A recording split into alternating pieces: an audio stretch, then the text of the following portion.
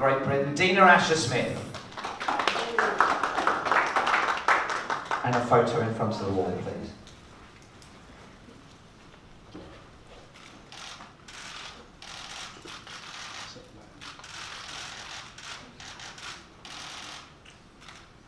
And alongside her, the fastest man in the world this year, over 100 and 200 metres, from the USA, Noel Lyles.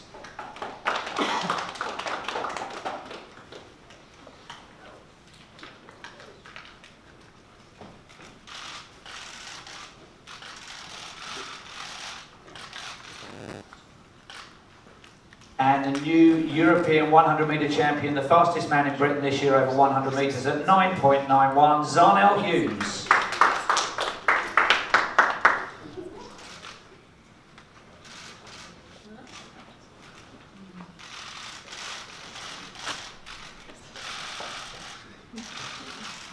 And I think you may want the three in the picture, so we'll have a rose between two thorns standing up, and then perhaps the two Brits.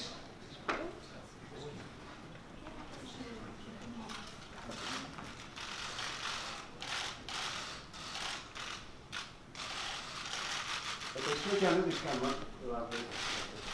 other side now. The other side now. All three of you together. Thank you.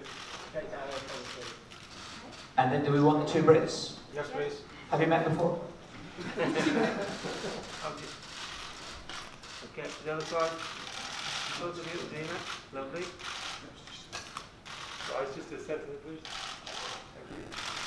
Thank you. Okay, thank you. If you could sit in that order, as you were, with the lady in the middle, please. But we'll start with Dina. What kind of a week have you had? I heard 45 media interviews, is that right?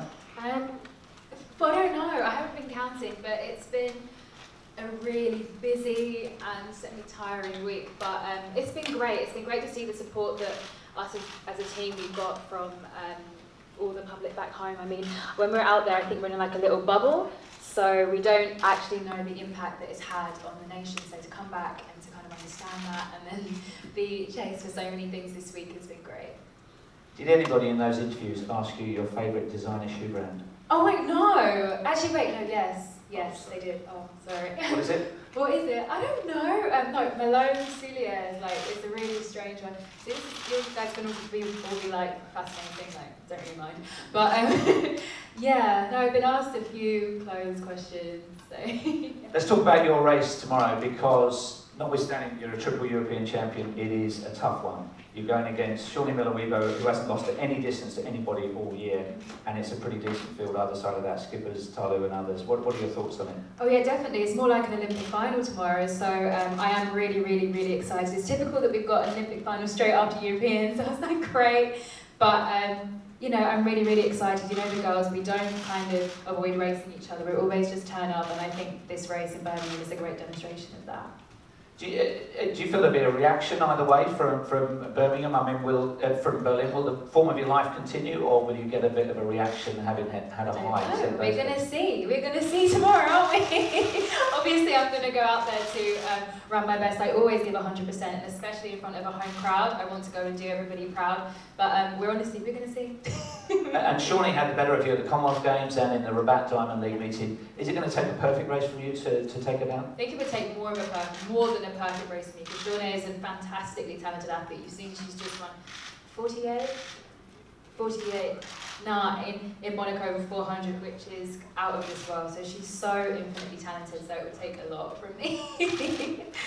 Yeah, just briefly before we pass on to the guys, one guy that never gets mentioned enough is John Blackie, who's been coaching you since you were about 2 or something, and has done an amazing job. But he's quite a low-profile coach, isn't he? He is. I've got so much love for John. Any time that he's been brought up, it brings a smile to my face, because he's just one of those people that's genuinely like a God's gift, because he's so humble, he's so benevolent, and he's just my absolute rock, and he's my cool, calm and collected coach when I can be a bit excitable. So everything that I've ever done is entirely credited to him. So.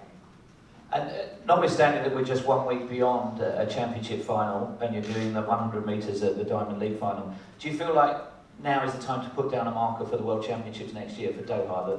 I think I'm pretty satisfied with what I did in Berlin in terms of if you're thinking about markers. I'm happy with that because at the end of the day we all need to be able to run fast times, but the most important thing is to do it in finals and when the pressure's on. So I was very happy to have done 2 PBs and 2 championship finals, and yeah, the rest of the season is just about having fun and seeing what else I can do now. Let's turn to Noah, fastest man in the world this year. Your name often comes up in who's going to fill the Bolt void because you do a bit of rapping, you've got a good old celebratory line, and you win. You get asked that a lot. What are your thoughts? Yeah, I get asked that a lot, and I've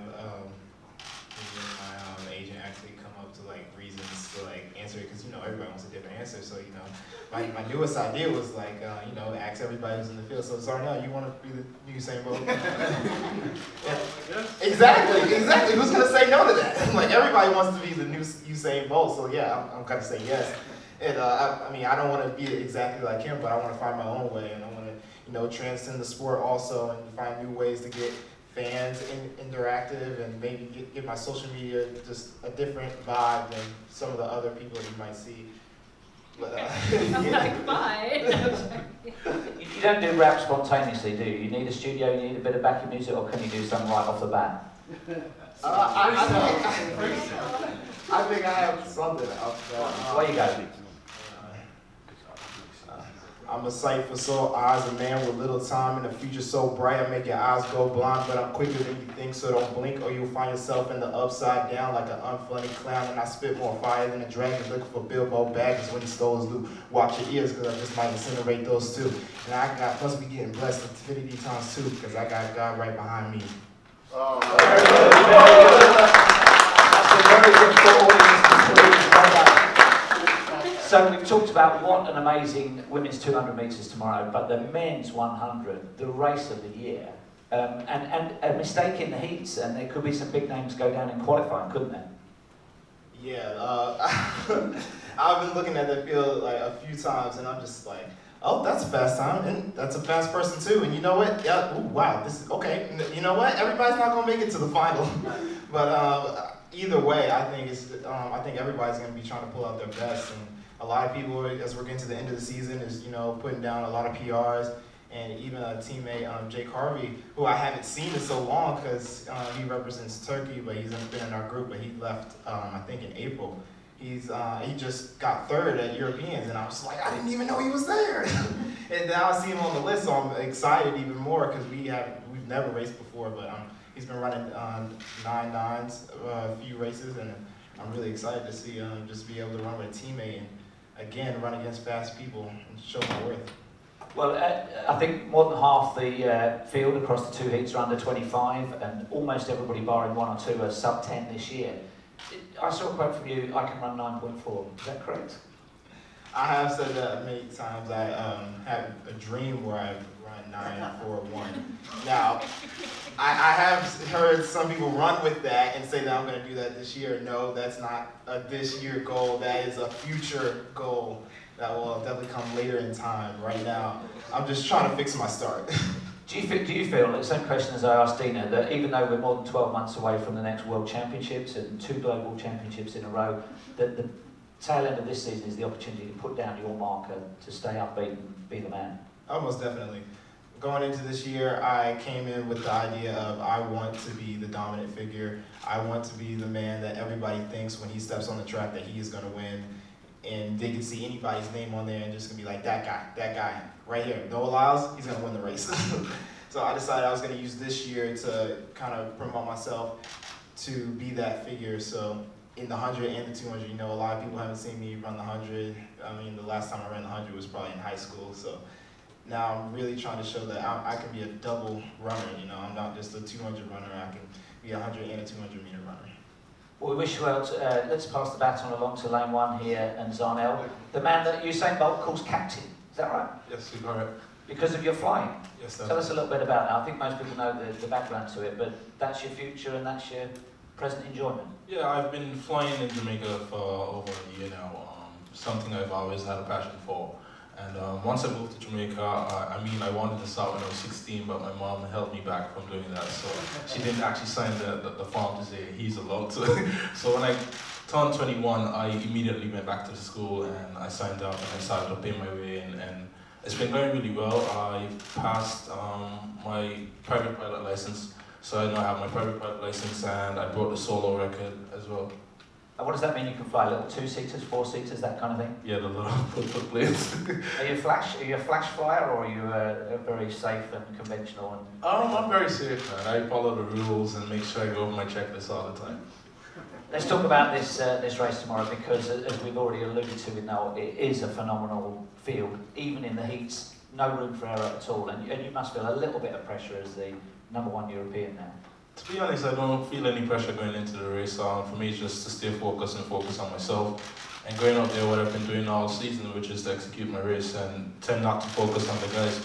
I mean, the field is really stacked, and I'm really looking forward to great competition. So with great competitions is fast time. So as long as the wind is okay and us guys go out there and be healthy, I definitely think that we can give the crowd a performance that they'll be expecting. Might it take sub-10 just to make the final? Definitely. Can you rap spontaneously? No, I'm not good at rapping. I leave that to Noel Lyles. Okay, questions from you. We do have a roving mic, and it is important because we're being streamed by the IWF, so they need to hear the questions as well. Remember, this is your only chance for Dina. The other two are available afterwards. Tell us who you are and where you're from, please. Hi guys, I'm Jo from Sports Liberated, and you're all on the cusp of being just world-class athletes, but along with that comes the extra attention, the social media and all that side of things. How do you manage that side? I know I've seen you interview Matt Hudson-Smith, it was very funny, on your YouTube channel. You've got all that side of it to come. You've clearly got the talent. How are you going to manage that going forwards? I guess I'll take this one. I've kind of always thought that social media and creating a personality outside of track was very important since I was young, because growing up with all this social media, I noticed that people like to follow people, instead of just maybe companies. As a company, you can only do so much, but as a person, you can be relatable. And when a company sees that you're relatable, then they want you more. So I decided that I would make that something that I would really hone on to.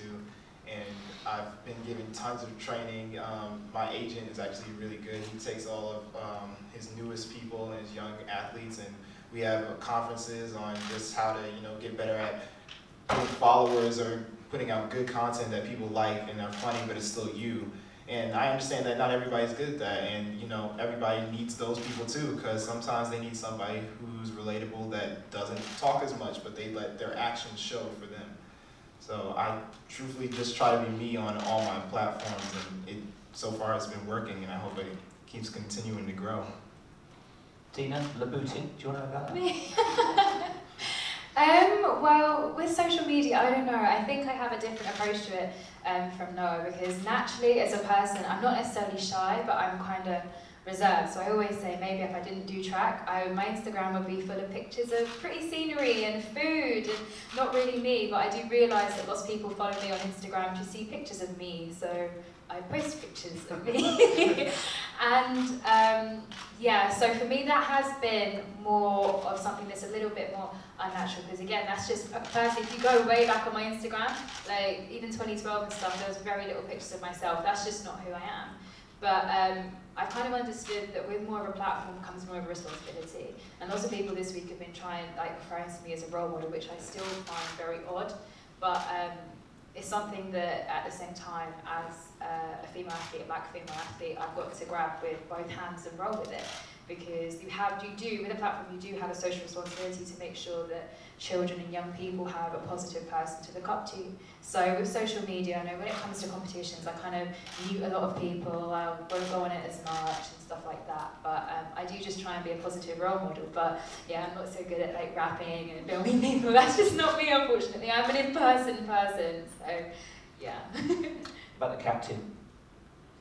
As for me, I try to put out good content in terms of to be as inspirational as much as possible. So in regards to my piloting, I know there will probably be youngsters out there who are interested in flying as well, and just to show that besides track and field, I can also do something else which is very professional, which is aviation.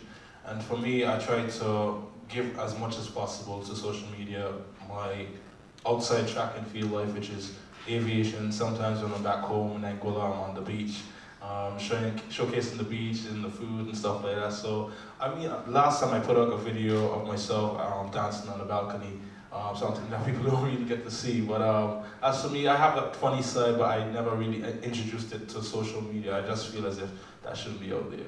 For me, I don't want to be battered about it or anything like that. So I leave that to Noel Lyles, where he goes out there, he flips and does his little introductions whenever he comes out to race. So for me, keep doing what you're doing, Noel. Everybody's different. Yeah. We'll look out for your backflip. Dina, I want you to try and do the Deli Alley celebration. Have a look at it online. It is so hard to do. If you win. Oh, can you do it? Wow. Did I do it? Well, I tried. Have another go. Another go. one more go. Oh my God, And then no. practice in case you win tomorrow. You have to turn it when you're I tried. Any more questions? Yes, Simon here. Simon Turnbull, Adelaide website.